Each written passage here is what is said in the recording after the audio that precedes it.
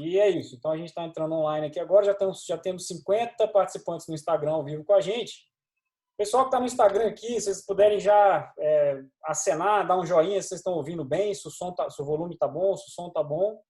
E já aproveitem e já mandem de onde vocês estão falando, qual cidade e estado vocês estão falando, igual a gente sempre começa as nossas lives aqui no Instagram.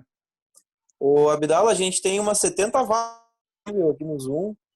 Tá para bastante gente entrar aí.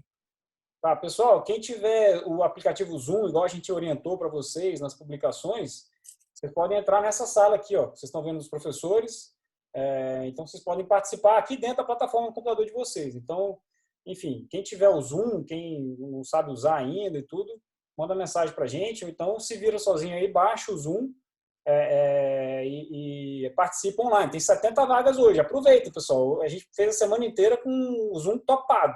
Quem queria 60 agora. 60 já. Então, quem queria entrar no Zoom não conseguiu essa semana. Então, vocês aproveitem que tem vaga hoje. Dito isso, vamos lá, pessoal. Cidade e estado de onde vocês estão falando aqui no Instagram. A Selma de Mineiros, Goiás. A Rebeca Esteves de Aracaju, Sergipe. Noronha, Foz do Iguaçu, Paraná. A Gilmar de Diadema, São Paulo, mestre de obras. A Marina de Brasília. Quem mais aqui? O Felipe Gomes de Natal, no Rio Grande do Norte. E é isso, vamos mandando, pessoal. Cidade e estado vocês estão falando aí. Bianca de Laguna, Santa Catarina. O pessoal está pedindo para mandar o link do Zoom, Iago, aqui no Instagram. Se tiver alguém para poder me ajudar aqui. Na bio da FENEC tem o link. Pessoal, na bio da FENEC, qual que é o... @FENEC Brasil. @FENEC Brasil, tem na bio tem lá, quem não sabe o que é bio, pessoal, na página principal tem um link, na própria página. Vocês apertam lá, já tem o link do Zoom lá. Os meus stories também tem, Abdala. No meu stories tem, no stories do Matheus Leone tem, no stories todo mundo tem, pessoal. Então, acabei de postar outro aqui também. Vocês têm que ficar ligados aí, enfim, nas postagens que a gente está fazendo. Sandra Cabral de Pernambuco, o GF Vieira de Curitiba, Paraná. A Socorro está perguntando, Iago, qual o ID da reunião? Não tem ID, tem? Se clicar no link vai redirecionar. Igual. O link vai direto, Socorro. Socorro, você abre, o link vai direto. O Taylor, no Pará. Roberto, New York. Roberto from New York, tá? Tem gente de Nova York aí. Não sei se é brasileiro ou se é gringo. Matheus Lima, de Rubiataba, Goiás. New York é um bairro aqui em Porto Alegre. Então deve ser Porto Alegre. O Instagram dele está em inglês, é Plumbing e HVAC, que é ar-condicionado e instalações hidráulicas. Está em inglês, por isso que eu achei que realmente fosse de fora. Guilherme Corrêa, de Caxias do Sul, Rio Grande do Sul. Engenheiro Laino, Ricardo, aliás, Sorocaba, São Paulo. Ailton de Manaus. A Anne Kevely, de Estância, Sergipe. Estância é Sergipe, né, pessoal? Estância. Não sei. Pelotas, Rio Grande do Sul. O Israel, de Fortaleza. A Bruna, de Cruz Alta, Rio Grande do Sul. O Fernando, de Cuiabá, Mato Grosso. O Fernando Groia, de Passo Fundo, Rio Grande do Sul. Luciano, de Goiânia, Goiás. Carluxa, de Lisboa, Portugal. Pronto, agora nós estamos internacional. E a Lai Lima, de Maceió, Alagoas. Vamos lá, pessoal. Então, como eu falei para vocês, eu sempre começo com essa introdução rápida. Hoje o tema é Patologia das Construções, vai ser ministrado pelo professor Matheus Leone, com participação do professor Bernardo Tutiquian, minha participação com construção civil, Abdala, e do Iago, do ENEC, FENEC. Vou passar a palavra agora para o professor Matheus. Professor Matheus, dá o show. Que essa aula, pessoal, quem está assistindo vai ser um verdadeiro show que vocês não conseguem achar em praticamente lugar nenhum no país. Boa noite, pessoal. E só falando aqui também, eu já abri o Facebook, está online, a gravação já está pegando, já está sendo gravado. E também, está aqui alguns também comentando aqui de onde estão. Antônio Camaquã, São José, Santa Catarina, o Renatão, José Souza de Imperfim de Pelotas, enfim, Tomás Morocho do Equador. É isso aí. Toca a ficha aí, Matheus. Contigo. Então, vamos lá, pessoal. Boa noite. Vou falar um pouquinho aqui hoje para vocês sobre patologia de revestimentos, né? Já coloquei aqui umas fotos intrigantes aqui no começo de umas coisas talvez que alguns de vocês não tenham visto ainda, essas imagens térmicas aí. Daqui a pouco eu vou falar um pouquinho delas, tá? Tem aqui meu contato, tá aí meu e-mail, enfim, Leone, no final, .mateus.th@temporim-engenharia.com.br, e divulgar aqui os nossos perfis, né, o trabalho que a gente vai fazer nessa semana. Então, talvez você esteja entrando hoje para assistir essa aula, mas a gente está fazendo as lives aqui desde a segunda-feira, né? Então, o professor Bernardo estava conduzindo até agora, tá aí o Instagram dele, segue lá, a FENEC, tá? O Instagram da FENEC, do Iago, segue o pessoal da FENEC, segue o Iago também, Instagram do Abdala, do Karim, Construção Civil, tá aí também, e do laboratório, do ITT Performance, lá da Unicinos, tá? Então, segue todos esses perfis aí que a gente recomenda. E aquela introdução de todos os dias, tá aí o livro do professor Bernardo, com o Fabrício Bolina e o professor Paulo Helene, de patologia de estruturas, tá? Recomendo muito. Tenho aqui esse livro, está bem ali do lado no armário, excelente publicação sobre estruturas, como ele já bem falou por 4 dias aí também, então já está mais do que indicado.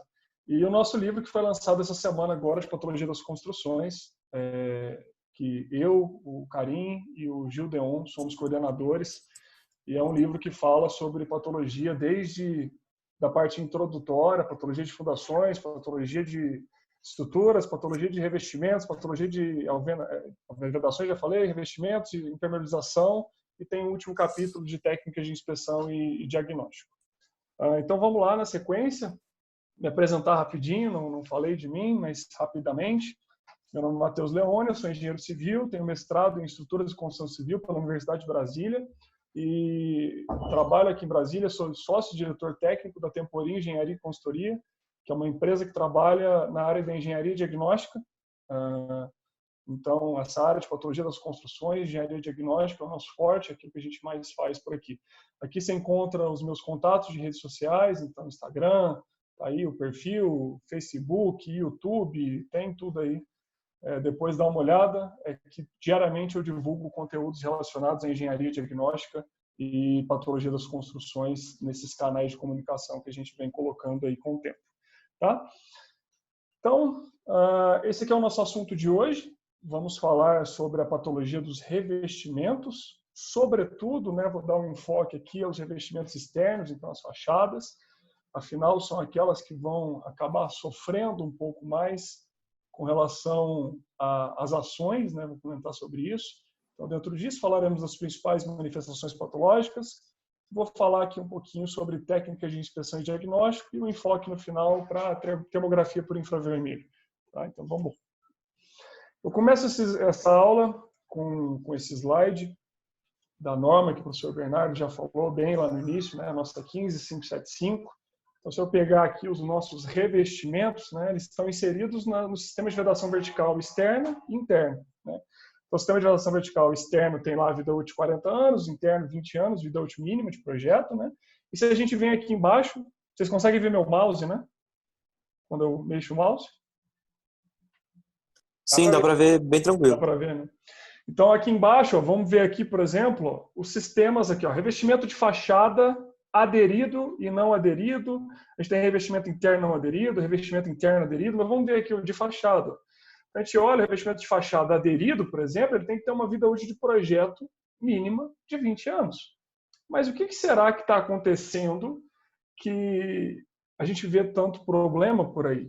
Né? Então, a gente vê constantemente fachadas com 5 anos apresentando drasticamente uma quantidade bem grande de problemas. Né? Então, vamos falar um pouquinho exatamente sobre isso. E aí, só retomar um ponto importante, que é a questão do desempenho. Né? Eu conseguiria definir aqui desempenho rapidamente para vocês em 3 palavrinhas: comportamento em uso, ou seja, como o seu sistema, né? E eu falo aqui em sistema não é à toa, afinal a norma de desempenho ela pensa em sistema, ela não pensa no material especificamente, mas no sistema construtivo. como se o sistema se comporta, se ele vai se comportar bem ou mal. E esse desempenho ele vai ser avaliado, verificado ali, por meio de requisitos que são qualitativos e critérios que são quantitativos. Dentro dos requisitos, a gente separa aqui em 3 grandes grupos. A gente tem o grupo da segurança, que a gente vai ter lá segurança estrutural, segurança contra incêndio, segurança no uso e operação. A gente tem a habitabilidade, que entra a parte térmica, acústica, lumínico, conforto tátil antropodinâmico, qualidade do ar, estanqueidade, por aí vai.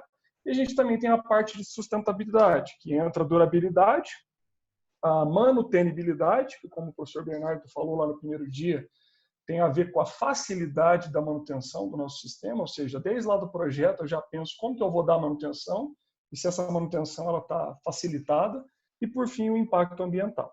Certo.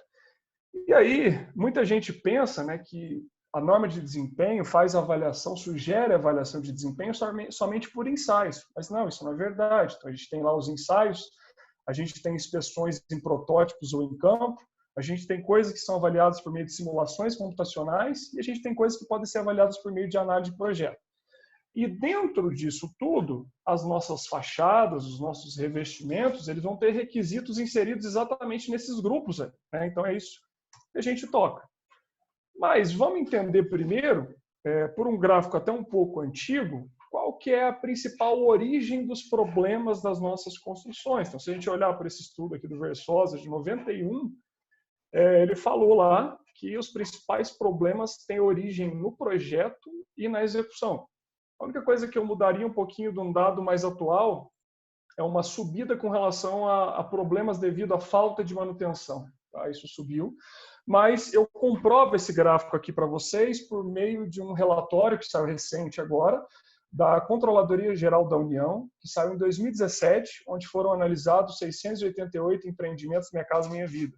Então, aqui, empreendimentos, entenda, por exemplo, um empreendimento é um condomínio, né, com várias e várias unidades, vários blocos e por aí vai. Nesse relatório, a CGU divulgou que desses 688 empreendimentos, tá, quase 50%, 48,9%, o projeto era diferente do executado. Tá? Então, a gente já começa a ver essas divergências entre projeto e execução. E os maiores problemas encontrados foram as fissuras e as infiltrações. E esses problemas são os que batem hoje quando a gente faz inspeção, por exemplo, que é o que a gente mais vê. Então, fissuras e infiltrações está à frente de tudo. E por isso, eu começo aqui com a nossa principal, talvez, manifestação patológica que a gente vai observar, que são as fissuras. Então, essas fissuras elas podem acontecer por mais diversos fatores, enfim, devido à interface de 2 sistemas diferentes, outros que eu vou comentar agora aqui com vocês. Só que antes de comentar exatamente isso, é preciso que a gente entenda como que uma abertura ela pode se manifestar. Afinal, se a gente não entender essa abertura, como ela se movimenta, como ela manifestou-se ali, a gente não vai conseguir eliminar o problema na raiz, tá? E aí, dentro disso, eu gosto bastante desse gráficozinho para falar. Então, primeiro ponto. As fissuras, né, as aberturas, elas vão acabar se manifestando muito no sistema de revestimento. Afinal, ele é a nossa camada de acabamento. Então, se eventualmente eu tenho uma trinca entre estrutura e alvenaria, ela pode passar pelo revestimento. Se eu tenho uma trinca na alvenaria, ela vai passar pelo revestimento e por aí vai, né? Então, a gente divide aqui as nossas aberturas, como o professor Renato Saad, esse gráfico é lá da dissertação desde 2005, em geométricas e mapeadas. As fissuras geométricas são aquelas que têm uma certa tendência. Então, por exemplo, as trincas que vão aparecer de interface entre estrutura e vedação são trincas geométricas. As trincas de recalque, que geralmente tem uma configuração de 45 graus, são trincas geométricas. E as mapeadas são aquelas aleatórias. Tem uma foto dela aqui no próximo slide, eu já vou mostrar na sequência. Tá? Pronto, essa daqui é uma mapeada, só para deixar claro, uma bem aleatória, tá vendo? Então ela não tem uma lógica, digamos assim. Essa é a ideia da mapeada. Voltamos aqui. Dentro disso, tá, as geométricas, a gente divide elas em ativas e passivas. Ou seja, ativa movimenta, passiva não movimenta mais. E aí, dentro disso, a gente tem as sazonais e as progressivas. O que é a sazonal? É aquela que aumenta e diminui. Aumenta e diminui.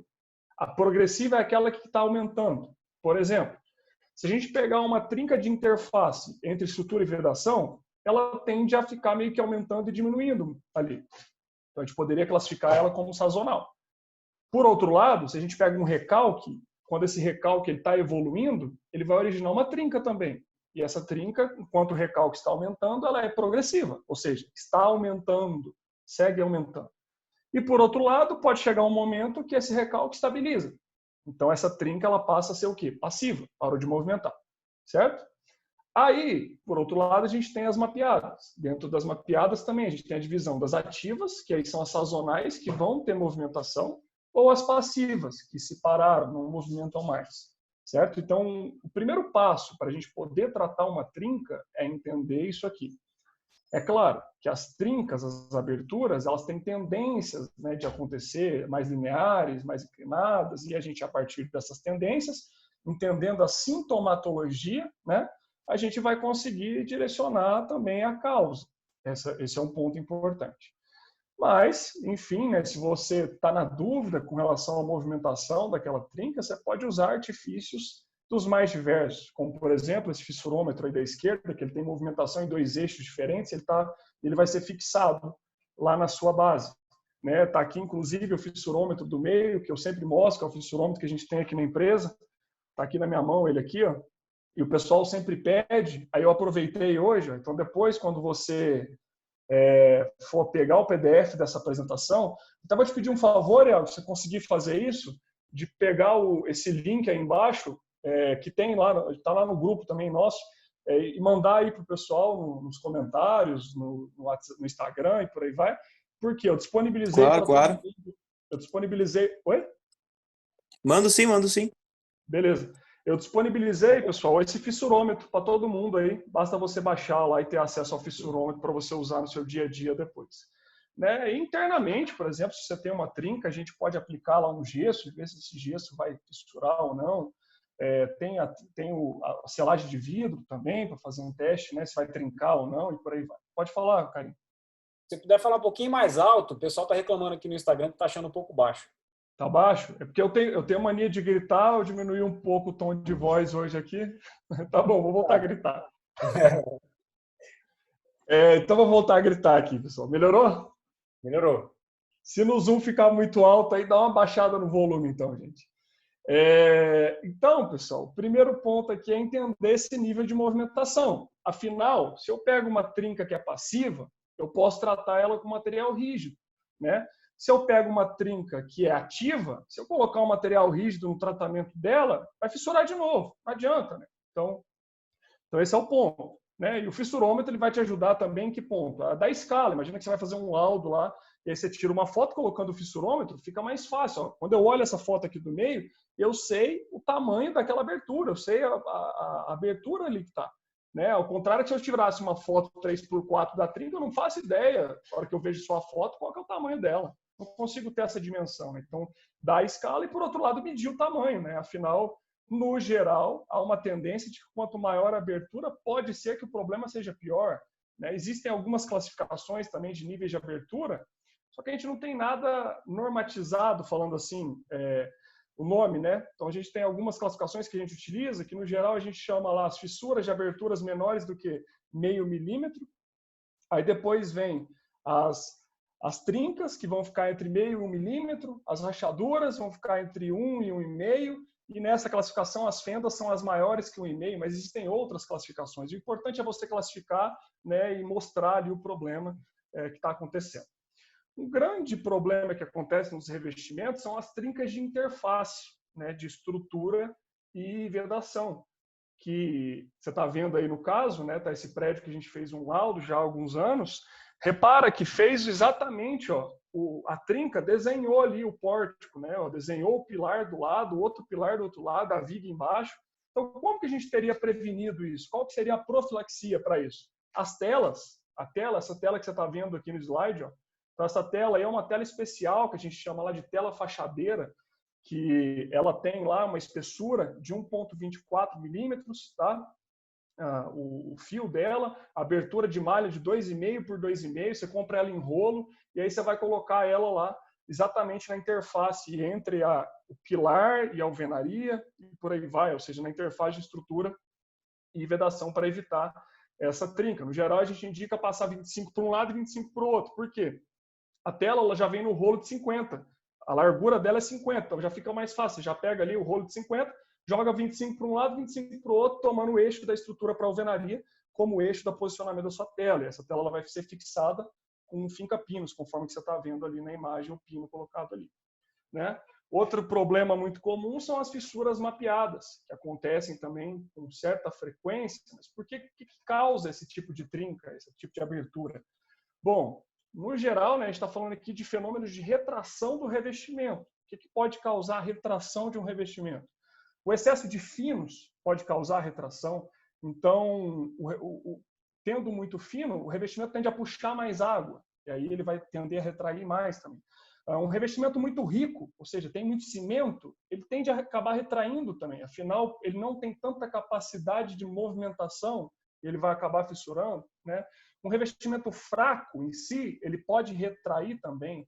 Um exemplo aqui de problema com revestimento fraco é a utilização de saibro no revestimento. Né? Aqui em Brasília, pelo menos, o saibro foi muito utilizado na década de 80, década de 90, e hoje a gente colhe os frutos dessa utilização em vários laudos que a gente vai fazer, e a gente encontra lá a presença do saibro. E é bem nítido quando tem o saibro, porque o revestimento fica muito fraco, e além disso ele puxa para uma tonalidade mais marrom. Tá? O saibro, para quem não sabe, é um agregado bem fino aí, utilizado para dar plasticidade, o que o pedreiro chama lá de dar a liga na argamassa. Né? Assim como a cal dá a liga, o saibro também dá a liga. Só que o saibro tem uma série de problemas, pode conter matéria orgânica, atrapalha um pouco a hidratação do cimento, não dá resistência como a cal dá e por aí vai. Né? Então esse é outro ponto. Outro ponto importante... Oi? O som tá baixo ainda, o pessoal tem gente reclamando. Tá baixo? Eu acho que então eu vou tirar o microfone, deve ser meu microfone. Melhorou? Muito. Melhorou? Nossa, agora tá bem melhor. Melhorou muito mesmo. Eu tava com o fone aqui, eu tirei o fone, então acho que eu tô na captação da própria webcam aqui. Nossa, tá muito... Então vamos lá. Então vou gritar menos agora, porque senão minha voz vai pro espaço. Outro tipo de abertura muito comum de acontecer nas fachadas, enfim, são as aberturas devido à inexistência de juntas de movimentação. Né? Então, os revestimentos eles também têm que ter juntas de movimentação. E as fachadas, elas têm que ter essa junta aí que você está vendo, inclusive está no momento ali da aplicação do selante, né? Você está vendo até um tarucel ali dentro, que é o polietileno de baixa densidade. O que a norma nos fala sobre isso? A 13755, que é a norma de revestimento de fachada em cerâmica, ela fala que a gente tem que ter uma junta horizontal a cada 3 metros, verticalmente falando. Ou seja, eu vou ter uma junta horizontal a cada pé direito do prédio. E uma junta vertical a cada 6 metros horizontalmente falando. Ou seja, tem uma junta, pula 6 metros, tenho que ter outra. Isso é o mínimo que eu tenho que seguir. Tá? Então, não posso colocar distâncias maiores do que essa, senão eu vou estar indo contra o que a norma coloca para a gente. Então, isso está na 13755, que é a norma que fala sobre revestimento de fachada em cerâmica. Tá? Por outro lado, né, existem muitas aberturas causadas também pela falta ou ineficiência de vergas e contravergas. Então, as nossas alvenarias, enquanto estão sendo executadas, tem que executar lá a verga em cima, a contraverga embaixo. Né? A verga ela vai ser suprimida, por exemplo, quando você não... que existem muitas situações que a viga é topada na janela. Então, o fundo de viga já chega à janela encostando ali. Então, nesse caso, a verga é a sua própria viga, né? Mas a contraverga vai sempre existir. Fala. Pode falar, cara. Uma dúvida do Arnaldo, e que é a mesma dúvida do Guilherme. Assim, ele falou, a tela que você mostrou no slide anterior pode ser usada em janelas onde não foram colocadas vergas e contravergas? Eu acredito que não. Próximo slide eu vou responder. Tá? Aqui, ó. Aí ela aí, ó. Repara nesse detalhe 5, tela metálica nos cantos das janelas. Vamos lá. A tela não substitui a verga e a contraverga. A verga e a contraverga devem existir, tá? Só que a verga e a contraverga, entenda uma coisa, me segura a movimentação da base, ou seja, da alvenaria, certo? Então, olha, por exemplo, essa figura que está logo embaixo. Essa figura foi uma modelagem computacional que a gente fez no ANSYS. Repara nos cantos da janela, na parte inferior e na parte superior, que há uma concentração de tensões. Tá? Então, trinca no canto da janela, tanto em cima quanto embaixo. Por quê? Você vê a tensão concentrada ali. Dá para ver bem nessa modelagem. Então, para não existir isso, a gente faz as vergas e contravergas. Então, está aqui do lado, para quem nunca viu, talvez não esteja vendo o que eu estou falando, né? Por exemplo, você fazer lá uma contraverga utilizando um bloco canaleta de concreto, armar ela e depois preencher ali o que a gente chama de grout, mas nada mais é do que um cimento, areia e brita zero, né? Você vai colocar ali. Em termos de norma, tá? A norma de alvenaria, que é até bem antiga, ela cita lá uma única abertura de verga e contraverga, meio que para tudo. Então, não é uma coisa para se aplicar dessa maneira. Tem essa regrinha aqui que está lá na revista Tecne, né, que já nem tem mais essa versão publicada na internet, mas ela fala lá de acordo com o tamanho da abertura, você tem uma variação, mas no geral a gente recomenda que as vergas e contravergas passem cerca de 40 centímetros para cada lado da janela. Tá? Então, tanto em cima quanto embaixo, mais ou menos ali passar uns 40 centímetros para janelas de tamanho normais. Claro, se eu tenho um janelão que pega quase toda a abertura, você vai colocar uma contraverga ali contínua, de pilar a pilar, às vezes, né? Depende do tamanho da abertura, então tem que estar ligado com isso.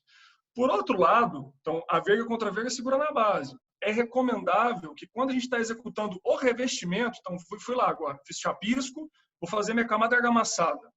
No meio da argamassa, a gente faça um recorte dessa tela, tá? Que ela vai ter um quadradinho lá de 50 por 50, com esse requadro na janela, e a gente posiciona essa tela ali, para evitar a trinca no revestimento. Então, de novo, a verga e a contraverga seguram na base, e obviamente seguram a passar a trinca da base para o revestimento. Só que aí, como medida adicional, porque eu vou ter uma quina ainda nesse revestimento, não vou naquela recuada da janela. Então ali eu coloco a tela também. Só que eu vou chapar metade da argamassa, depois venho com a tela, encosto ali, com a argamassa ainda fresca, e depois, na continuidade, faço a segunda cheia da argamassa. Tá? Então isso me ajuda, é uma medida a mais. Só que, por outro lado, se eu tenho problema, então eu tenho lá, deu a trinca, eu fui lá, não tem a contraverga, como que eu posso tratar isso? No geral, a gente indica a colocação de tela. Então, retirar o revestimento e colocar a tela. Por quê? É inviável. Como é que eu vou falar para o cara lá, tira toda a sua janela, abre tudo, abre um buraco aí na parede e vamos fazer uma contraverga aqui. Não tem como.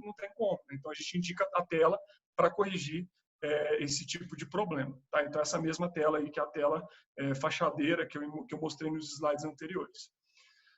Por outro lado, deu para entender, né? Respondi? Show de bola, show de bola. Beleza. Por outro lado, a gente tem os descolamentos e os desplacamentos. É importante a gente separar aqui a terminologia disso. Então, vamos lá. Esse revestimento que você está vendo aí, meio vinho, né, meio vermelho, ele descolou.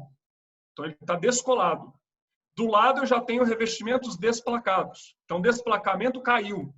Desplacamento ou destacamento. Ou seja, o descolamento ele evolui para um desplacamento ou destacamento, é um fenômeno evolutivo. Então, se ainda não caiu, a gente chama de descolamento, certo? Por que o revestimento vai descolar? Porque ele talvez tenha perdido a sua aderência, ou na verdade ele nunca teve essa aderência. E por uma série de motivos, eu posso não ter tido essa aderência ou ter perdido essa aderência. Né? No geral, você nunca vai ter tido. Né? Existe uma série de motivos. Por exemplo, olha só, isso é uma prática muito comum, e não é à toa que essa foto está aqui. Essa foto, inclusive, está lá no nosso livro de Patologia das Construções. Tem muita gente que o condomínio pega lá, né? Vamos trocar o revestimento todo da fachada. Eu quero agora, vamos botar cerâmica. Beleza, maravilha, né? Vamos executar certo. Só que aí o cara vai lá e faz o quê? Pega a pintura que tem atrás, um revestimento de pintura que já existia, aí ele vai lá e vai apicoar. Só faz uns buraquinhos, né? Ele fala, não, é para dar aderência. Então, vai lá, picou, depois ele vem com a argamassa colante, aplica e vem com a placa. Tudo certo, né? Só que não. É só esperar a mágica acontecer. É só esperar. Eu não sei quanto tempo que vai durar isso, mas um dia vai cair, com toda certeza. Por quê? Nesse caso, você está ancorando o seu revestimento na pintura. Então, para refazer uma nova camada, você tem que fazer o quê? Retirar toda a pintura. Tem que tirar a pintura para fazer o revestimento. Tá? Então, esse é o ponto aqui. Isso aqui acontece demais. Então, não permitam que isso aconteça na obra de vocês. Se apicoar a pintura para aplicar revestimento. Tá? Essa figura aqui da esquerda, se observa que está um desplacamento ali, né? Então já está caindo. Só que repara na cor daquele revestimento ali. Ó. Agora há pouco eu falei para vocês esse revestimento amarronzado. Saibro puro aquilo ali. Revestimento fraco. Ou seja, você vê que quando puxa ali, inclusive, ó, saiu uma capinha do emboço. Uma capinha da argamassa. Quem está fraco nesse caso? A argamassa. Tá? Então tem que estar observando isso. Por outro lado, se eu olho essa plaquinha do meu lado, que eu tirei de um outro caso, repara quando eu tiro a placa ali, quase que não tem argamassa nela. Tem nada. Né? Parece que não foi aplicado a argamassa. O que pode ter originado essa, talvez, ausência dessa argamassa ali? Vamos ver aqui um videozinho para você entender um processo executivo durante a execução que deve ser feito extremamente importante. Esse vídeo é do meu amigo Leonardo, lá da Paraíba, que ele gravou aqui com uma placa de vidro que fica bastante claro como deve ser feita a aplicação de uma placa. Dá uma olhadinha aí. Dá para escutar o áudio, pessoal? Nada. Não tem problema, eu vou falando então. Tem que ser com o mesmo sotaque dele. Oi? Tem que ser com sotaque, né? Então, daí eu não dou conta, não. Aí a placa de vidro, ó, repara, muita gente faz isso aí, pessoal. O cara, ele pega a cerâmica, só coloca ali. Você viu que ele deu até uma batidinha, mas repara, ó, os cordões não se desmancharam. Eles estão intactos lá atrás. Então, esse é o movimento correto. Isso é o processo de arrasto que a gente chama. Então, repara, fez o arrasto, bateu com o martelinho de borracha, repara que a argamassa colante espalhou. Espalhou por completo. Agora ele vai tirar para mostrar o preenchimento do vidro por trás.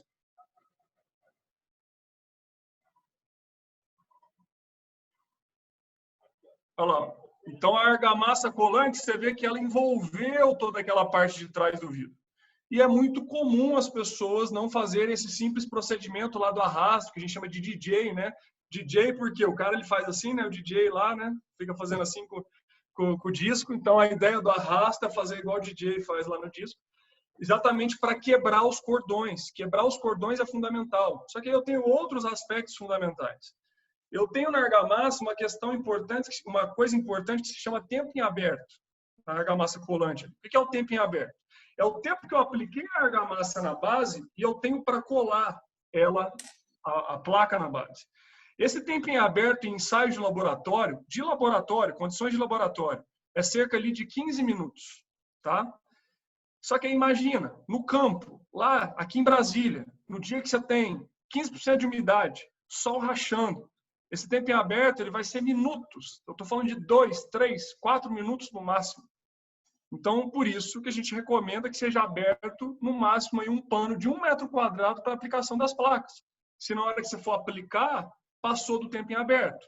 Se passar do tempo em aberto, começa a formar uma película na argamassa colante que a gente não vê com os nossos olhos. Só que a placa ela vai até ficar ali quando você colou. Você colocou, ela fica. Só que com o tempo ela não vai ter aderência.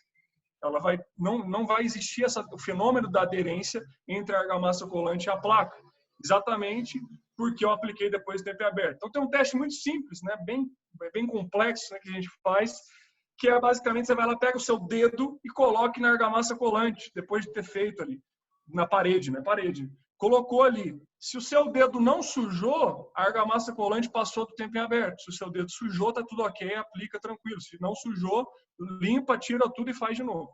Cuidado que tempo em aberto é diferente do life pot, que a gente chama pot life, né? Que é o tempo que tem a ver com o tempo de pega do próprio cimento, que está lá, por exemplo, feito num balde. Eu fiz a argamassa colante ali, eu vou ter lá, por exemplo, 2 horas para utilizar ela, mais ou menos. Só que o tempo em aberto é o tempo depois que eu apliquei. Então, esse é um outro ponto importante que causa muito descolamento. Outro ponto é a questão que a gente chama da dupla colagem, ou dupla camada, que muita gente erra. Que é o quê? É a regrinha que eu vou ter para passar argamassa colante na base e na placa. Então, basicamente, para fachadas, para placas acima de 400 centímetros quadrados, você tem que passar argamassa colante na placa e também na base para colar. Para uso interno, paredes e pisos, tá? Pisos externos também, mas piso e parede interna, a placa já precisa ter de 900 centímetros para cima. Ou seja, uma placa de 30 por 30 eu faço dupla colagem e parede interna e piso. Uma placa de 20 por 20, que é 400 centímetros quadrados, eu já tenho que fazer dupla colagem numa fachada. Também é um erro muito comum. E outro ponto é o sentido dos cordões. Então, fiz a dupla colagem, apliquei os cordões, por exemplo, aqui horizontalmente. Eu tenho que aplicar na fachada, pela norma agora, paralelo, ou seja, cordão paralelo. Que é o que é o cordão paralelo? Na base e na placa, mesmo sentido. Isso está na norma de fachada, a revisão. Ah, Matheus, eu já li que é cruzado. Realmente, a norma de fachada anterior falava em cruzado, a norma de piso e parede interna ainda fala em cruzado, só que elas já estão em revisão e esse é um ponto que vai ser mudado. Então, todas agora paralelo. Pode aplicar paralelo sem medo. Por quê? Ó? Quando você aplica paralelo, você faz o arrasto ali, ó, você quebra os cordões mais fácil. Se eu aplico aqui cruzado, eu fico com microbolsões de ar que podem me trazer problema de aderência posterior. Tá? Então, esse é o ponto extremamente importante também.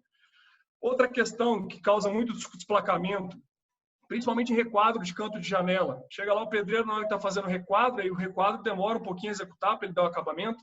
Aí o que ele faz? Ele pega um gessozinho lá do bolso dele, tira do bolso o gesso, um pozinho mágico e começa a jogar ali para poder fazer o requadro. Porque quando ele joga o gesso, a argamassa dá uma puxada, ela seca mais rápido. Só que qual que é o problema? Esse gesso ele tem sulfato. Sulfato, cimento e água vai gerar reação expansiva ao longo do tempo. E aí vai dar esse probleminha que você está vendo aí. Ó. Repara que o requadro da janela está todo fissurado, deu reação expansiva, problemão. Outro problema também bastante comum são abri aqui sem querer. São as eflorescências. O que são as eflorescências? O professor Bernardo já falou das eflorescências lá na aula de concreto. Né? Então, mesma ideia. Para ter uma eflorescência, eu preciso ter umidade, eu preciso ter o poro, eu preciso ter a condição ambiental favorável, eu preciso ter um material solúvel, que nesse caso, por exemplo, pode ser o hidróxido de cálcio também, certo? E aí, com isso, repara, por exemplo, aqui, que a gente tem uma floreira. Então, essa água está entrando por trás ali, tem uma falha na impermeabilização e ela está vindo por trás da parede e se manifestando com um escorrimento de eflorescência ali. Então, a partir do momento que eu elimino a fonte de umidade, eu elimino também a eflorescência. Aqui foi um caso bem curioso que a gente teve aqui em Brasília, de um problema do material em específico. Não dá para ver tanto pela foto aqui, mas essa fachada, assim que o rejunte foi aplicado, um rejunte marrom, a cor original dele é essa cor que você está vendo aqui, ó, marrom. Só que repara que em volta aqui está branco, né? Tá tudo branco, tudo escorrido. A foto não dá tanta dimensão do real como que era. Essa fachada estava toda escorrida. Ali aconteceu o quê? Lixiviação também, mesmo processo. Só que, o que a gente conseguiu identificar? A gente fez um ensaio chamado termogravimetria, né, que basicamente a gente queima uma amostra de material em diferentes temperaturas e a gente conseguiu identificar um excesso de hidróxido de cálcio ali, do que um rejunte normal, que não tinha, enfim, um outro rejunte. Inclusive, ó, esse rejunte aqui que foi aplicado depois, ele não manchou. É a mesma marca, a mesma cor, só mudou o lote. Ou seja, aqui foi uma falha de material. A partir do momento que a gente possa ter excesso de hidróxido de cálcio no material, esse material ele pode ter um problema de eflorescência de maneira bastante acentuada. Outro grande problema, falha de rejunte e vedações, né? Então, falha de rejunte. Primeiro ponto, muita gente não sabe, mas de acordo com a 5674, que é a norma que fala sobre gestão da manutenção, os rejuntes, tanto de piso quanto de parede, etc., devem ser inspecionados e trocados onde for necessário a cada ano, anualmente. Tá? Então, muito condomínio perde processo judicial, às vezes, por não ter feito a manutenção do rejunte, que deve ser feita anualmente. É normal que o rejunte vá se degradar. Por quê? O rejunte ele também é uma junta de movimentação. Tá? Ele permite com que as placas movimentem. E aí ele vai acabar se degradando. Então, tem que inspecionar o rejunte. Cuidado, não estou falando que tem que trocar anualmente todo o rejunte. Não, é só onde for necessário. Então, onde eu tenho falha de rejunte, eu tenho que refazer. Certo? E aqui mais um probleminha, os manchamentos. Os manchamentos em revestimentos. Né?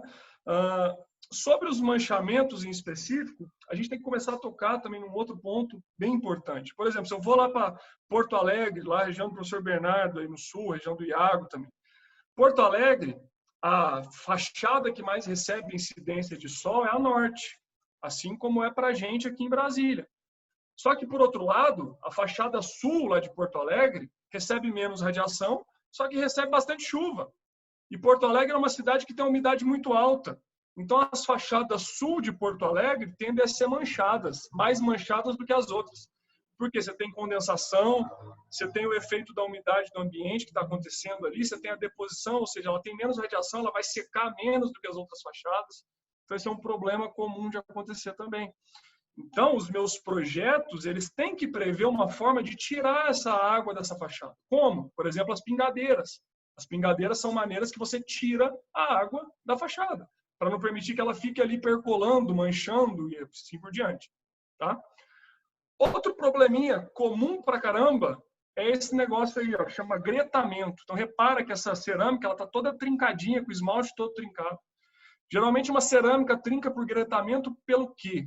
Tá? Por uma coisa chamada EPU, expansão por umidade, principalmente. Por quê, gente? Expansão por umidade. Então, os materiais cerâmicos, eles têm uma característica intrínseca deles, que eles têm uma movimentação, uma parcela de movimentação que é irreversível devido à umidade. O que quer dizer isso? Então, o material cerâmico, ele absorve a umidade, ele tende a dar uma inchada. Só que aí, qual que é a questão? Ele perde a umidade, ele seca, ele vai ter uma parcela que ele não vai voltar, ele fica ali deformado. E aí, essa deformação diferenciada entre o tardós da placa, que é o biscoito lá que a gente chama, que é a parte de trás da placa, e o esmalte dela, o esmalte ele é mais rígido. Aí faz com que o esmalte dê uma trincada. Então, esse esmalte trinca. Por isso, a norma recomenda que para fachadas a gente não aplique cerâmicas que tenham absorção de água superior a 6%. O que quer dizer isso? Se eu pegar a cerâmica, pesar ela seca, depois levar ela para o ensaio lá, que eu vou levar ela em água, e pesar ela molhada, ela não pode ganhar 6% de massa, senão ela está absorvendo muita umidade.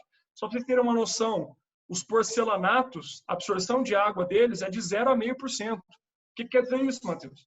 Se eu pegar um porcelanato seco e pesar ele, depois levar ele para o ensaio, que eu vou levar ele na água e tudo mais, e pesar ele de novo, ele vai dar o mesmo peso. Não vai mudar, a mesma massa, igual a massa. Então, um nível de absorção de água baixíssimo ou nulo, né? Então, porcelanato nesse caso. E aí, depois de ter listado esses problemas, tem mais, Matheus? Tem, com toda certeza tem mais problemas. Só que eu listei aqui os principais, né? Demos uma passada. Depois de ter listado esses problemas, você viu que muitos deles podem ser originados pela falta de projeto, pela má execução e por aí vai. E aí aqui eu queria destacar uma norma, porque foi uma das normas agora da área de revestimentos que mais revolucionou a nossa área, que é a 13755, que foi revisada em 2017, novembro de 2017. E aí está em vermelhinho ali, você vê que ela fala de projeto, ela fala de execução, ela fala de inspeção e aceitação, ou seja, ela vai te ensinar o que eu tenho que ter no projeto de uma fachada, como que eu executo uma fachada, como que eu inspeciono e aceito uma fachada que eu acabei de executar. Então, ela te ensina esse passo a passo. Então, uma norma que tinha lá 11 páginas e passou a ter 50 e tantas páginas. Então, alguma coisa mudou, né, nessa diferença. O que mudou? Exatamente coisas para tentar evitar fenômenos como esse daí. Então, repara essa argamassa aí, tá ali a alvenaria de nossa, de 9, 19, 19, né? 8 furos, 9. Eu tenho uma argamassa de 9 ali também. Então, me explica, como é que vai ficar uma camada de 9 centímetros apoiada numa outra que tem 9, que é a base dela? Não fica, não segura. Tá? Então, a norma vai prever coisas que você vai fazer para, durante o projeto, a execução, evitar esse e outros problemas que vão trazer sérios problemas ao longo do tempo. O que ela mudou? Tá? Muita coisa. Ela mudou a questão do tamanho do revestimento. Então, por exemplo, a questão da dupla colagem que veio nela agora, falando que a dupla colagem é a partir de 400 centímetros quadrados para a fachada. Ela coloca muito, ela é uma norma muito realista, no sentido de falar assim, que ela não consegue também prever todas as situações que podem ocorrer, e ela coloca muitas palavras lá que se deve consultar o projetista, dando ênfase ao trabalho do projetista. A norma anterior tinha muitas definições somente, só que agora essa daí vem com vem um passo a passo executivo, vem um passo a passo do projeto, e assim por diante. Só que essa norma, ela já trouxe muita coisa que muito projetista utilizava, que já era boa prática, porém não estava escrito. Por exemplo, para fachada, a gente já não usa mais a C2, a gente usa a C3. Então, se eu pegar por conceito, a argamassa colante tipo 2 pode ser usada externamente. Só que a gente já tinha experiência de que a C2 não estava dando certo. Então, a gente usa a C3. E a norma vem falando agora. Para fachadas em revestimento cerâmico, deve-se usar a C3, com exceção de fachadas de até 15 metros de altura, mediante consulta ao projetista. E aí, com toda a sinceridade, nenhum projetista que se preze vai mandar você usar uma C2, ele vai mandar você usar uma C3. Porque a C3 é a C3 que vai aguentar o rojão, é a C3 que tem a flexibilidade maior, é a C3 que tem a aderência química, que vai ajudar no seu processo de aderência ali, por aí vai. Então, tem N fatores relacionados a isso. E outro ponto, que agora é fundamental, ela traz essa palavra. É obrigatório ter projeto de fachada. Então, não é recomendado, é obrigado. E ela não faz distinção de altura de prédio, casa, não. Ela fala obrigatório ter projeto de fachada. Então, o que surge com isso? Uma nova demanda de mercado. Afinal, as pessoas não faziam projeto de fachada. E o que tem que ter num projeto de fachada? Uma série de coisas, ela lista lá.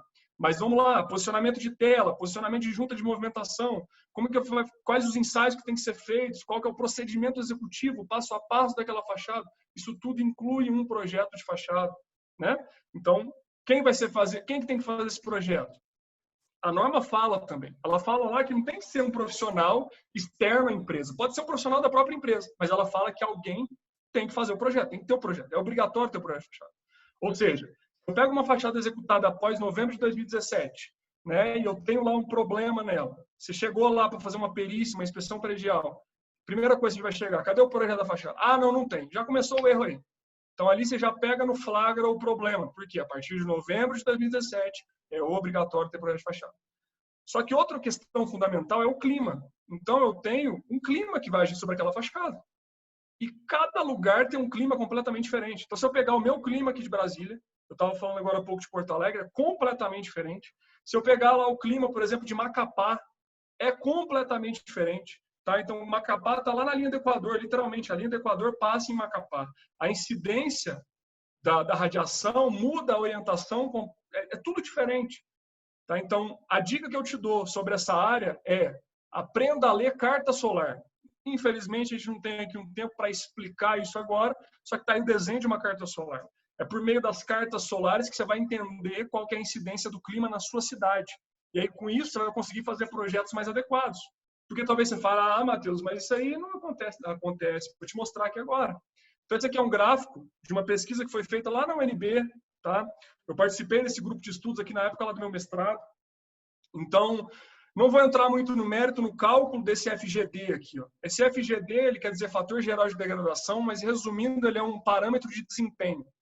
Então, repara que a gente tem um parâmetro que avalia desempenho, que quanto maior, pior é. Esse é o ponto. Quanto maior é o número, maior é a degradação. Esse é aqui que é o ponto. E aqui eu tenho a idade, de 0 a 50 anos. Então, cada pontinho desse que você está vendo é uma fachada que foi avaliada por meio dessa metodologia. Então, a gente tem os níveis de degradação de cada fachada. Então, a gente tem fachada norte, sul, leste e oeste. E aí, repara que depois de terem sido avaliadas essas fachadas ao longo do tempo, foi plotado isso num gráfico e puxado uma linha de tendência. E olha só quais são as fachadas mais degradadas aqui para Brasília. Por primeiro lugar, fachada norte, que é a vermelhinha aqui. Segundo lugar, fachada oeste. Terceiro lugar, fachada leste. Quarto lugar, fachada sul. Sabe qual que é a ordem de incidência dos nossos agentes nessas fachadas? Para Brasília, norte é a orientação que mais recebe radiação. Então, isso tem que ser uma coisa que tem que estar na cabeça de todo mundo. Então, se eu perguntar para o Brasil, no geral, qual que é a fachada que mais recebe radiação?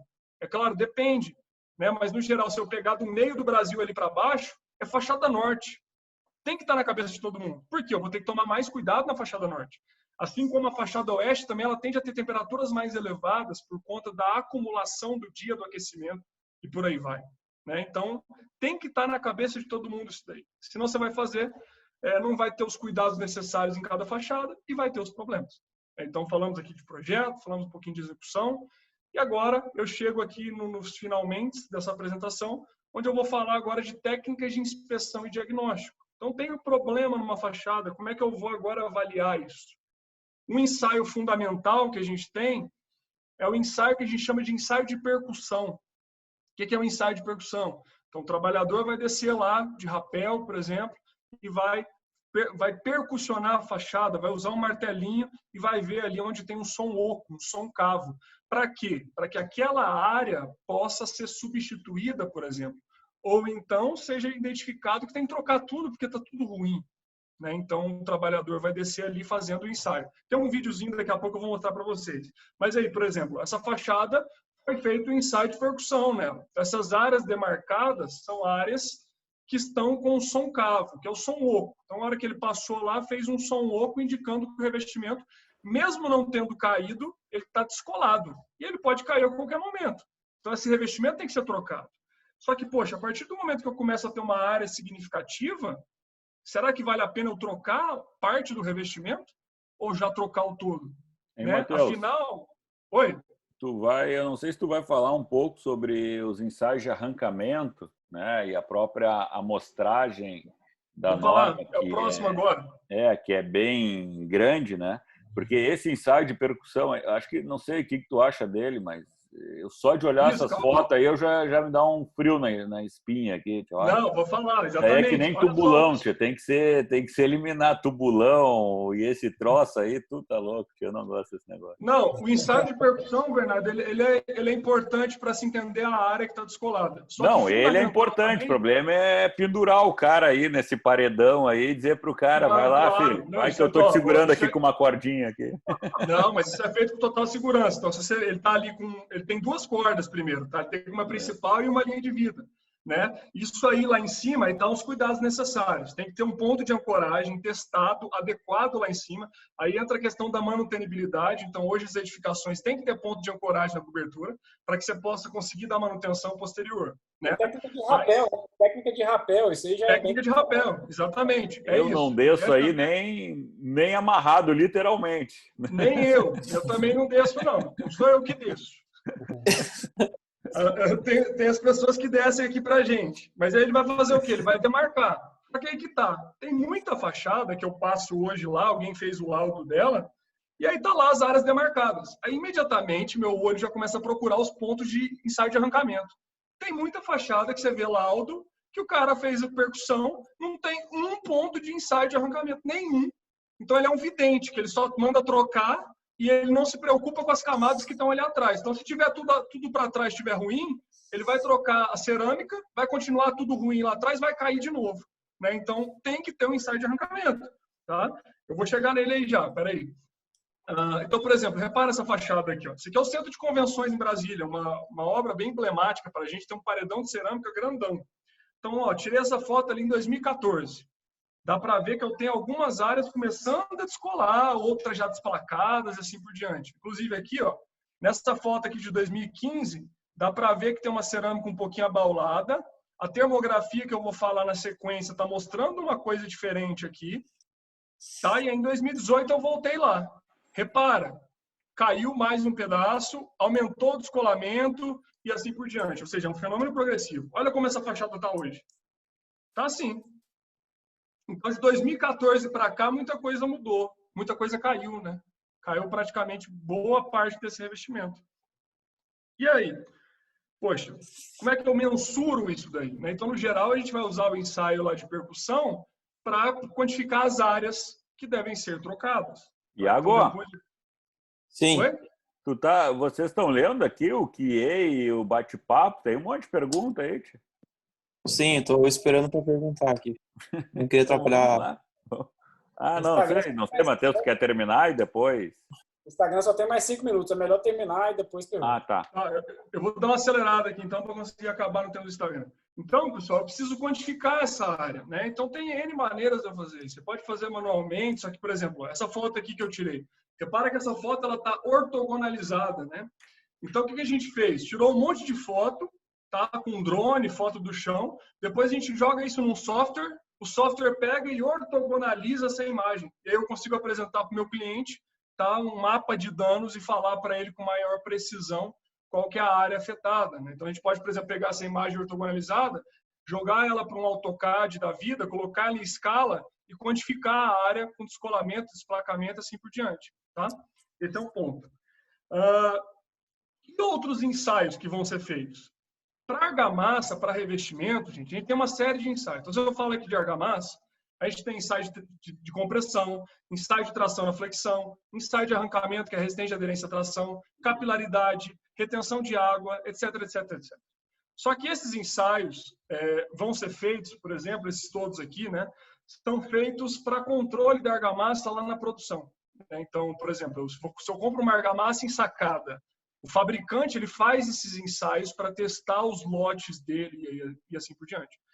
Tá? Se eu rodasse a minha argamassa na obra, o correto seria que de tempos em tempos eu também fizesse ensaios como esse daqui para ver como é que está a produção da minha argamassa em obra. Só que, por outro lado, qual que é o ensaio que a gente utiliza para controlar a entrega de um revestimento? O ensaio de arrancamento, tá? Que é esse daí que você está vendo. Então, por meio de um equipamento lá que chama aderímetro, que tem uma célula de carga, você vai arrancar, por isso que chama arrancamento, mas o nome técnico dele é ensaio de resistência de aderência à tração, certo? E aí, por meio disso, você arranca. Um ensaio, ele é composto por 12 pontos. Então, dá para ver aqui, ó, nessa fachada aqui, que tem 12 pontos de ensaio. Então, ó, 4 vezes 3 ali, né? Tenho 3 linhas com 4 pontos cada uma. Tá aqui o corpinho de prova desses pontos. Então, foi arrancado. Esse equipamento, na hora que ele gira ali, ele puxa. E aí eu tenho uma resistência de aderência nisso. Quando eu estou falando de revestimento argamassado lá com pintura, a gente tem lá o valor de 0,3 MPa, mas agora a norma nova de cerâmica traz o valor de 0,5 MPa.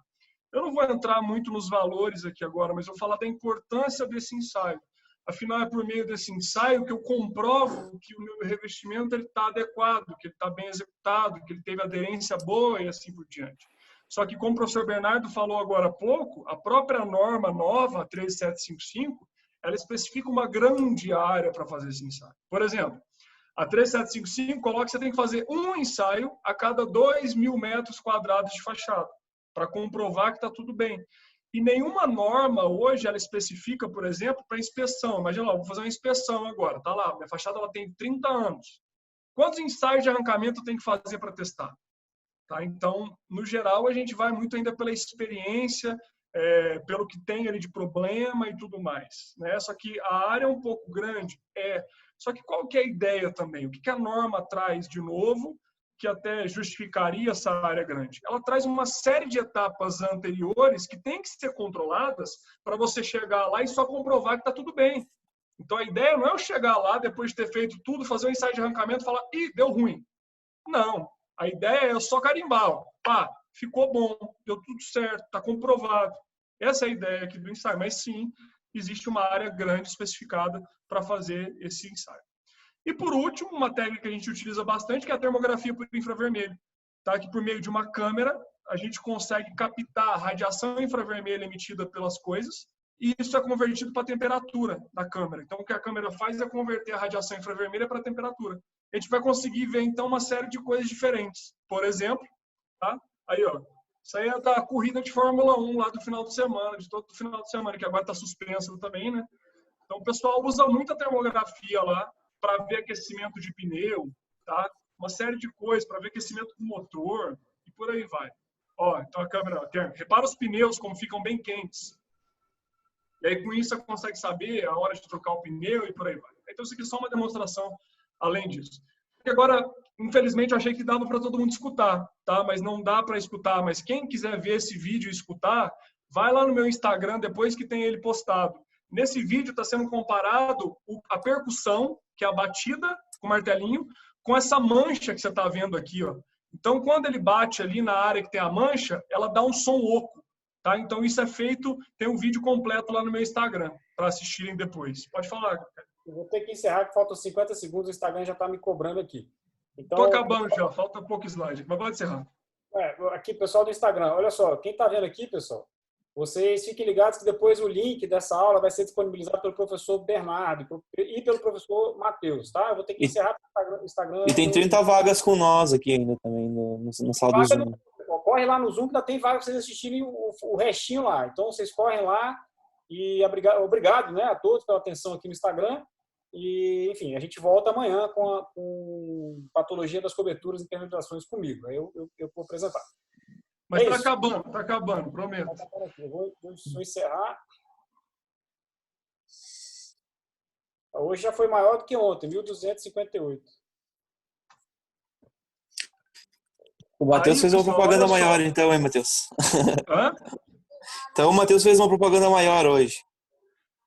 Pior que não fiz, não deu tempo. Hoje eu fiquei trabalhando o dia inteiro. Eu soltei lá de manhã agora e fui soltar a outra só agora, 10 minutos antes. Show de Tá bola. ótimo. Ó, não dá para escutar aqui, mas basicamente o que esse vídeo mostra, quando ele bate na área que está manchada, dá um som oco. A termografia está mostrando isso sem ter que quebrar. Então, essa é a sacada da termografia. É conseguir ver uma área, por exemplo, com descolamento, sem quebrar o revestimento. Pô, Tá? legal. Isso é legal. Só que aí, olha só, quem quiser ver esse vídeo, então, depois vai lá no meu Instagram que tem ele postado.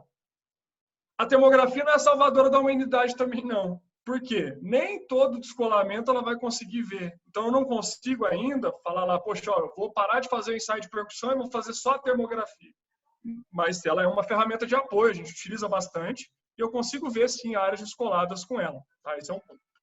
Então, depois vê lá o vídeo. Então, tá aí a termografia sendo utilizada para infiltração do lado direito, para ver uma fachada do lado esquerdo, né? Aí, olha aqui essas fotos. Ó. Repara a estrutura do prédio. Dá para ver aqui, ó, as vigas, os pilares. Então, essa foto ela foi tirada normal. Ali está o revestimento na frente, você consegue ver a estrutura do prédio. Né? Só que aí tem toda coisa por trás disso. Como é que é isso? É a mesma coisa você pegar uma câmera profissional e dar na minha mão lá. Eu não sei tirar foto normal. Não sei tirar foto com uma câmera profissional. Por quê? Eu não sei nada de técnica de fotografia. Né? Então, se você comprar lá uma Canon da mais cara, eu não vou conseguir extrair os recursos dela. Só que da termografia eu consigo extrair esse recurso, porque eu aprendi a técnica.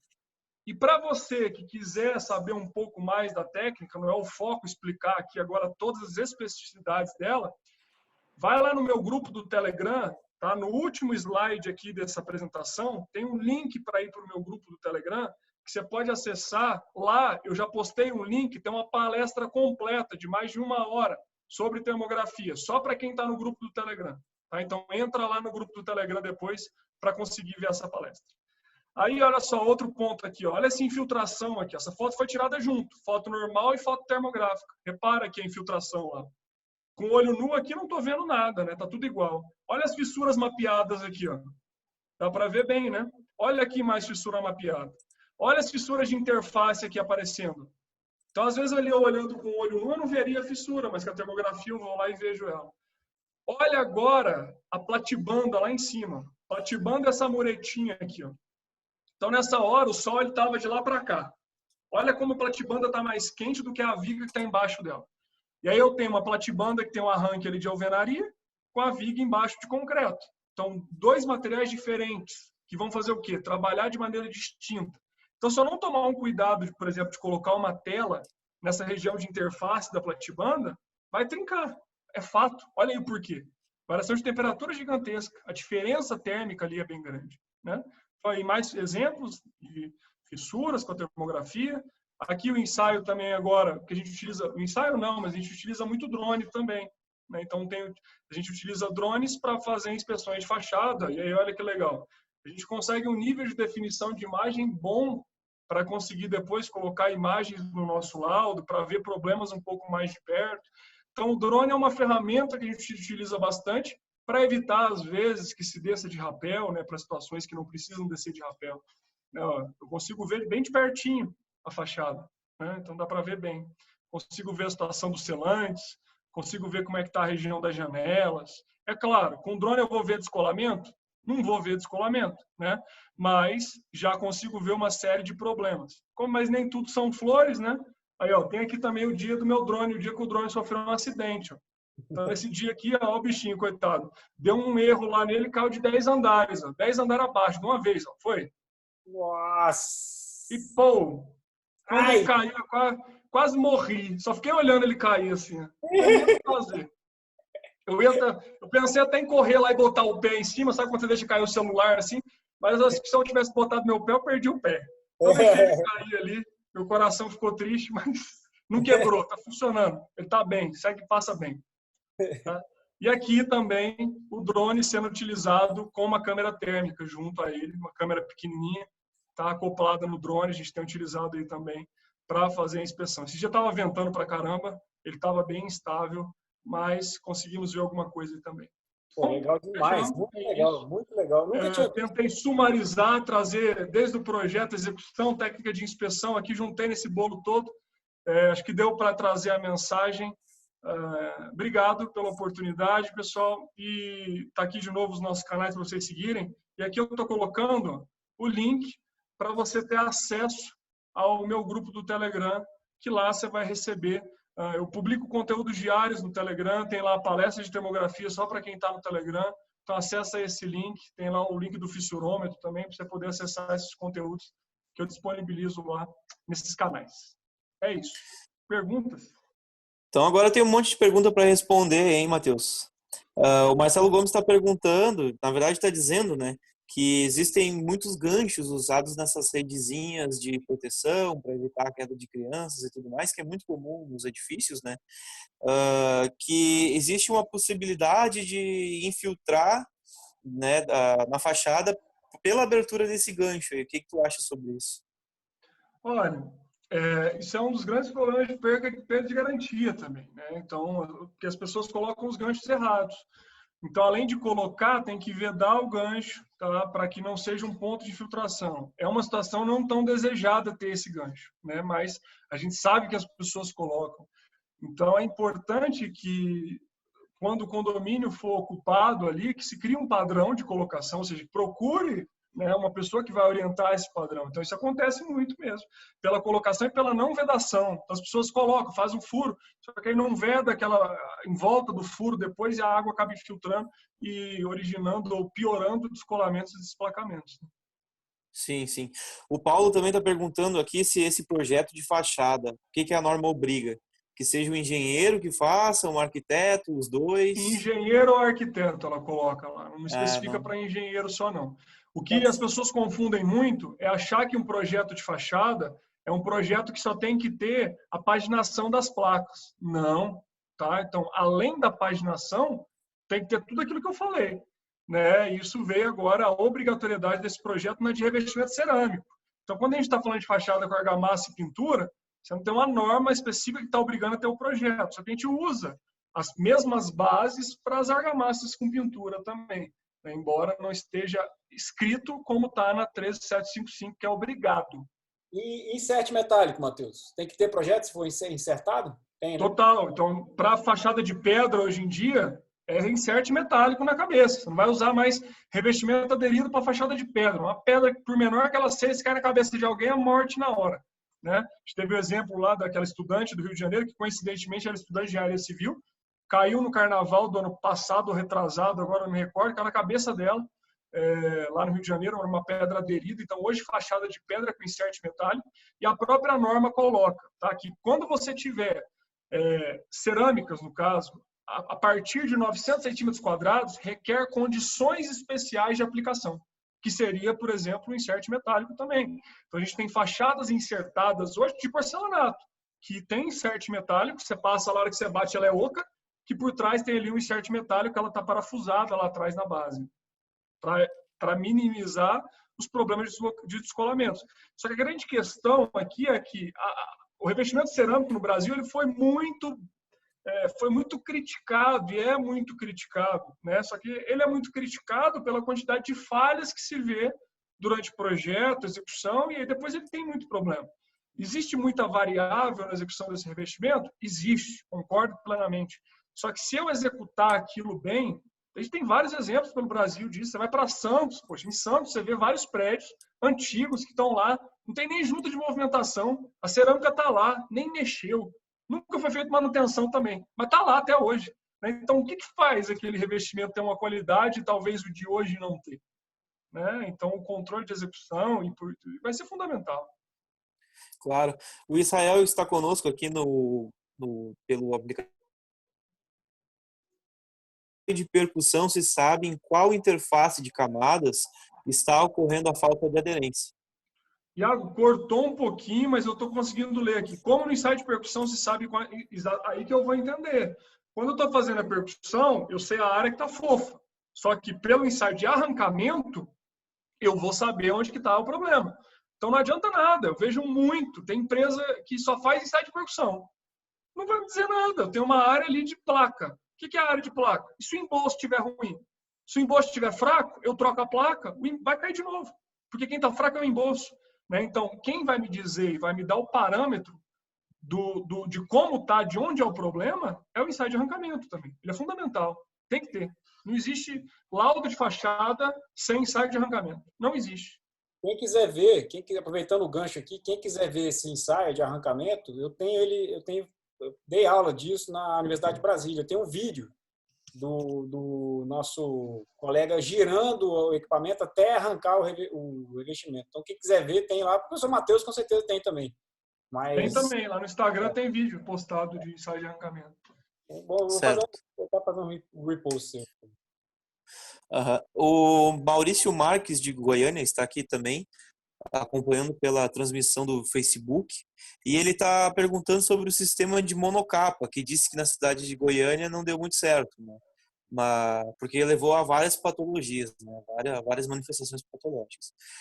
Tu tem alguma experiência disso aí no Distrito Federal, Matheus? A monocapa foi, na verdade, é um geral aí. Ela acabou dando muito problema, né? Que basicamente é uma camada única, já acabada ali, que você tem uma argamassa única, digamos assim, né? Pigmentada já. E aí, enfim, por uma série de problemas também não deu muito certo aqui, não foi um revestimento que acabou pegando. Brasília, particularmente, usou pouquíssima monocapa, Goiânia usa bastante, já usou bastante, na verdade, e hoje em dia já não mais. É um sistema que não deu muito certo por aqui também. Sim, sim. Aqui no bate-papo também do Zoom, a gente tem bastante pergunta referente ao uso da câmera térmica no drone, né? Como que usa essa técnica de termografia e tudo mais, e como que faz essa filmagem? A termografia, gente, primeiro ponto aqui, né? Eu tenho diferentes câmeras. Eu falo mas não só eu, mas eu falo assim, existem diferentes câmeras no mercado. Tá? Claro, quanto mais cara é a câmera, melhor é a resolução dela, mais qualidade você vai ter na imagem e assim por diante. Então tem câmeras e câmeras. A grande desvantagem da termografia é que ela é uma técnica relativamente cara. Tá? Então você tem hoje, não está aqui do meu lado agora, se não pegar, tá para lá, né? Se não pegava a câmerazinha pequena aqui que tem do celular, que é a FLIR One, é a câmera mais barata que tem no mercado hoje, que ela custa R$2.000, mais ou menos. Só que tem câmeras térmicas de R$40 mil, R$50 mil, câmeras mais caras do que essa, tem câmeras de 15 mil, 20 mil, 10 mil e assim por diante. É claro, quanto mais cara é a câmera, melhor ela é. Então, uma câmera dessa de R$2.000, que é uma câmera pequena para botar num celular, que faz o celular virar uma câmera térmica, ela não é uma câmera que dá para fazer uma inspeção de fachada. A gente está falando de uma câmera mais cara, que vai dar a possibilidade de ter imagens melhores, que eu consigo tirar uma foto numa distância mais adequada e assim por diante. A termografia, ela tem muitas nuances. Ela tem várias e várias coisas que são importantes. E aí, de novo, repito, se alguém tiver interesse um pouco mais por essa área, porque eu não conseguiria explicar isso aqui só em 1, 2 minutos, 5 minutos que seja. Tá ali o link do meu grupo do Telegram, dá uma olhada lá, porque eu tenho uma palestra que eu já disponibilizei lá no grupo de 1 hora, só sobre termografia. Eu falo cada ponto que é importante, o que tem que ser olhado, por quê? Eu vejo hoje muita gente comprando câmera, saindo tirando foto por aí, botando em laudo, com resultado errado, não sabe interpretar o resultado, tá? Bota tudo errado, então tem que tomar cuidado. Assim, é uma técnica fantástica, desde que você saiba o que você está fazendo e extrai as informações corretas dela. De novo, repito, a mesma coisa de eu comprar uma Canon mais cara que existe. Se eu não sei técnicas de fotografia, eu não consigo tirar as melhores imagens daquela câmera. Tá? Não quero dizer com isso que você tem que saber técnicas de fotografia para tirar foto térmica. Existem algumas coisas que são parecidas. Mas eu não sei tirar foto de qualidade boa com câmera profissional. Mas eu sei a termografia. Eu quero dizer, a analogia disso é uma técnica que não é tão fácil quanto todo mundo pensa. Tem que estudar. Tem que estudar. Sim. Outra pergunta que apareceu aqui agora, nós estamos falando de fachadas com revestimentos argamassados e aderidos, né? Mas a assistência técnica aqui, que está o nome, gostaria de saber se tem histórico de patologia em fachadas ventiladas. Também existe, né? Fachada ventilada, questão do insert, se for mal fixado, enfim, usar parafuso errado, ponto de ancoragem errado, isso aí também pode dar problema da mesma forma, pode cair da mesma forma. Né? Então, tem muito problema se não for executado da maneira correta. Mas, no geral, hoje a gente tem percebido que se tem menos problemas do que os revestimentos aderidos, de maneira fundamental. Fazer uma participação nessa parte. Eu já fiz obra minha de fachada ventilada, insertada com granito, né, com uma rocha bem pesada. O principal problema que você tem, na verdade, né, nem a execução depois que fica bem feito, não dá problema quase nunca. Agora, se alguém, por exemplo, vir, correr, bater no meio da pedra, ela racha com facilidade muito maior, ela quebra. Então, às vezes, a pessoa esbarra, vai carregar alguma coisa mais pesada, se bater na pedra, a chance dela quebrar é muito grande. Então, talvez essa questão da fachada ventilada é mais isso que dá problema. E aí é um inferno, você tem que tirar a peça, a medida tem que ser milimétrica de novo, o furo, quando você vai executar o furo na rocha, se o cara não for um cara muito bom, a broca, ela abre um rombo na pedra, cara, tem uma série de detalhes e nuances que você tem que realmente ter vivenciado a execução disso para você saber, mas tirando isso, é muito bacana. É isso, ela acaba trincando no meio exatamente pelo fato dela estar apoiada nas laterais, então o parafuso está na lateral, aí o cara chega ali no meio, ela pum! Exatamente. É exatamente isso. Não acontece isso sempre. Isso é mais um descuido ou um vandalismo, alguma coisa assim. Mas, sei lá, normalmente não, ela fica ali tranquila. Sim, até porque você está falando de pedra grossa, ela tem uma resistência dela também. Não é que qualquer coisa vai quebrar a pedra. Isso, exato. Certo. Renato está na sala com nós aqui, ele está dizendo que não ouviu caso alguém tenha respondido a pergunta dele, tá? Renato, por favor, copia para nós e manda de novo aqui, que eu procurei, sinceramente, não achei a tua pergunta aqui no meio, tá? Então, a gente consegue responder. Eu acho que o tempo já está um pouco estourado, já passou de 1 hora e muito. O Bernardo está por aí, está querendo fazer um comentário? Abdala, alguma pergunta interessante que te apareceu durante Acho que a live também? Tá, muito bom. Eu acho que o que podia fazer, Iago, é tu copiar aí de novo todas aquelas perguntas, o chat, Facebook e aqui o QA, e depois, de repente, o Matheus aí faz uma live respondendo as perguntas, etc. Sim. É bom lembrar também que o Matheus também tem esse grupo do Telegram. E o bom do Telegram, como aplicativo, né, que tu entra no grupo e as mensagens anteriores, elas ficam também aparecendo para você, né? Então, é fácil de mexer, é fácil de ter esse conteúdo e acredito que seja por isso que o Matheus tenha feito um grupo por lá, né? Tem muita coisa no Telegram, gente. O Telegram é um canal que eu mando conteúdo exclusivo lá também. Então tem palestra que só está no Telegram, tem vídeo longo que só está no Telegram, tem sacadas diárias que eu mando no Telegram.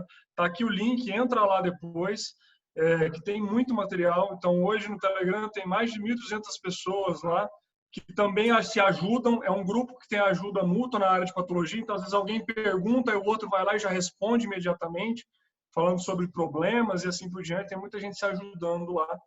Mas qualquer coisa, me manda uma mensagem no Instagram também, vou ter o maior prazer de te responder. Lá, me manda um direct lá que a gente conversa. Tá. Agora eu achei a pergunta do Renato, que estava aqui no Facebook. A pergunta é que ele disse que entendeu que o ensaio de arrancamento, de acordo com a norma, é a cada 2.000 metros quadrados. É isso mesmo? Só para confirmar. Isso, pela norma de revestimento cerâmico de fachada, tá? É porque, assim, existem algumas nuances aqui também, porque você tem o ensaio de arrancamento, não deu tempo de falar tudo isso. Você tem o ensaio de arrancamento que a gente chama de resistência superficial do embolso, que você testa a capa do embolso.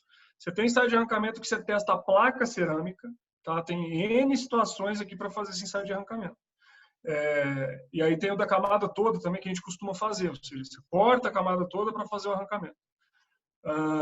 Mas o que a norma fala de cerâmica hoje é que você tem que fazer o ensaio de resistência superficial do embolso e o ensaio de resistência da placa, que é um ensaio que tem 12 pontos a cada 2.000 metros quadrados de fachada.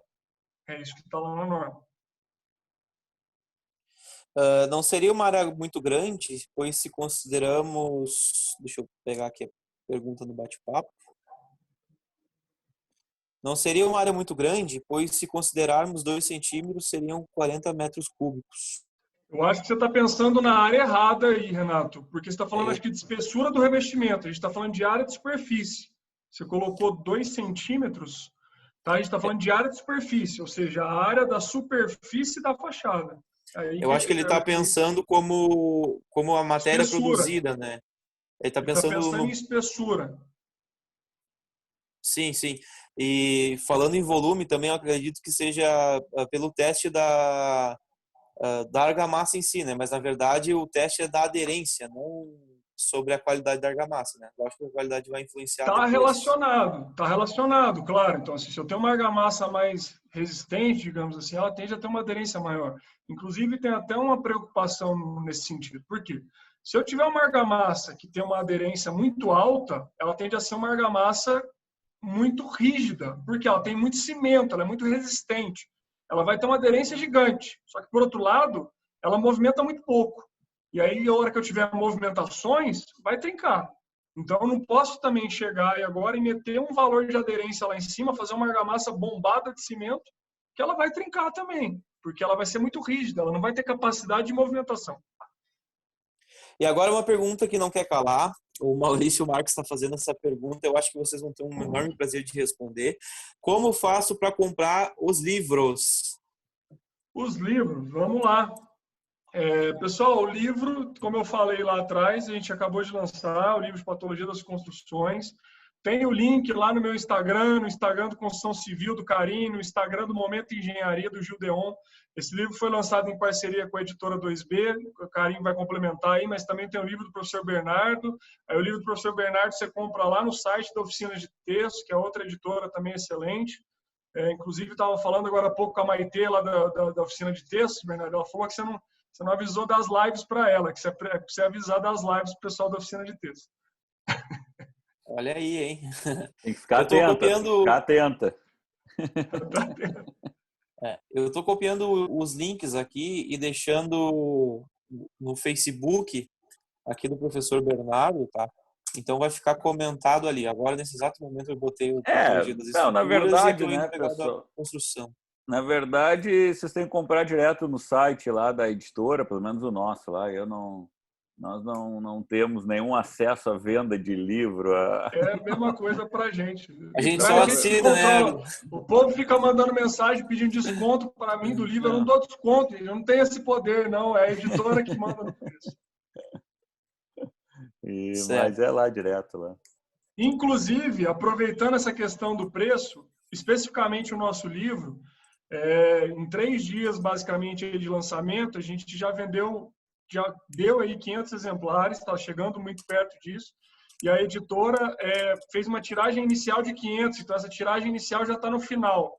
Quem não quiser demorar para receber o livro e ainda assim conseguir um preço de pré-lançamento, aproveita logo que a gente está nos últimos dias aí de preço promocional. De novo, não sou eu que controlo o preço, as pessoas ficam pensando que é eu que estou falando de estratégia de marketing para vender o livro. Eu só aviso, gente, eu falo, pelo amor de Deus, aproveita que o livro está barato, vai lá e compra logo. De preço, tá? O livro do Patologia da Construção tá R$ 79,90 no preço promocional. E o Patologia de Estruturas está R$ 124,00 no site. Tá R$ 89,90, Iago. R$ 89,90? Então eu peguei uma promoção. Já subiram 10 já. E ele está aumentando e o preço normal dele é R$ 139,90. Olha aí, hein? O nosso me dei tá bem quanto? comprando no início da semana. Está R$ 89,90. O de Patologia de Estruturas está R$ 124,00. Opa. O que eu vou dizer? Tá bom. Tá muito barato também, pô. Tá bom. Tá barato também. Tá de graça, sabe por quê? Livro técnico tem que ser caro mesmo. E outra, o livro de medicina mais barato é R$300, pô. A gente tem que se valorizar. É verdade. É verdade. É verdade. Tem que ter união, né, gente? Não é... Tá barato, tá tudo barato demais. A gente tem... Eu tenho um pouco a ver acadêmica, né? Se eu pudesse, eu botava gratuito no site, não tá nem aí, né? Mas, enfim, eu vou ser processado se eu fizer isso, né? Então, acho que tá bom, acho que é um valor bom e vamos embora. quanto mais gente tiver acesso aí ao conhecimento, melhor, né, para todo mundo, né? Então, torcemos aí que tenha uma boa distribuição aí, né? É isso. Então tá ótimo, gente. Alguém tem mais algum comentário pra fazer? Alguma coisa assim? Amanhã eu mando um convite da live, né? Vai ser meu tema, patologia das coberturas e impermeabilizações. Eu vou focar em impermeabilização com revestimento, ó, com manta asfáltica e com fibra de vidro. Eu já tive a oportunidade de executar esses dois sistemas, vou comparar. Claro que a fibra de vidro é muito mais cara, mas deixa isso aí para amanhã. E é isso. Eu espero que vocês gostem. Vão puder fazer a arte lá no grupo. No grupo a gente troca ideia agora. Eu vou montar nos slides um pouco Muito atrasado. bom, Matheus. Parabéns aí. Muito bom, tia. Gostei bastante. Exatamente. Matheus. Professor Matheus, pelo amor de Deus. Show de bola. Muito bom. Excelente, excelente, excelente.